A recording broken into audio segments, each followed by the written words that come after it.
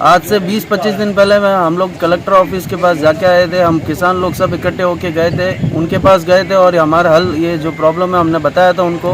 तो उन्होंने हमको बोला कि आप एसपी ऑफिस जाइए। मैं एसपी ऑफिस में बात कर लिया हूँ, आप उनके पास जाइए, उनके पास आपके काम हो जाएगा। फिर एसपी ऑफिस हम लोग गए थे, वहाँ पर हमने बताया कि ऐसे ऐसा हमारा पेमेंट आया नहीं है और हमारा पेमेंट बाकी है।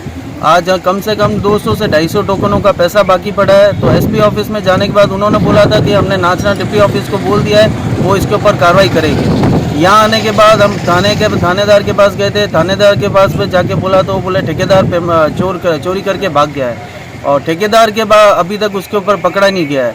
ना तो ये ठेकेदार को पकड़ रहा है, ना तो पेमेंट आ रहा है हमारा। हमने तो माल तोला दिया, हमारे पास तो रिसिप्ट आ गई है और उसके ऊपर कोई भी हमारी कार्रवाई नहीं हो रही है। तो अधिकारी आपसे मिलने आया?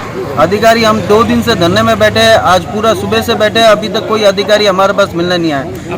कल माननीय कलेक्टर को और एसपी साहब को दोनों को मैंने व्हाट्सअप कर दिया था, उनको मेल कर दिया था। सुबह एसपी साहब से बात हुई थी, वो बोले कि तहसीलदार अभी आपसे मिलने आ रहे हैं, बट ना तो कोई तहसीलदार हमसे मिलना है, ना कोई थानेदार मिलना है, कोई नहीं मिलना है। हमारे को हमारा टोकन का पैसा चाहिए। हमने तो माल तुला दिया गवर्नमेंट को। अब ठेकेदार चोरी करके भागे या कहीं पर अपने घर पे भी रखे, उससे हमारे को मतलब नहीं है। हमारे पास हमारी रेसिप्ट पड़ी है।